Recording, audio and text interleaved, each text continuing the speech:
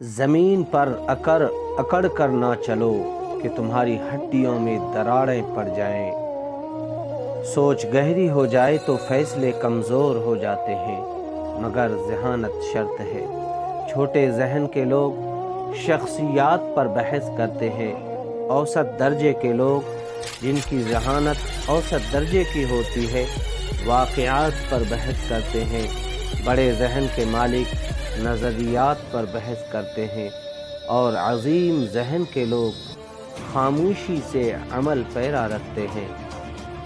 हक़ पर चलने वालों के पाँव शैतान के सीने पर होते हैं और हक़ हमेशा कड़वा होता है। दुआ मोमिन का हथियार है और इंसान का सबसे बड़ा दुश्मन उसका नफ्स है, जो जितना ज़्यादा बोलता है उतना ही कम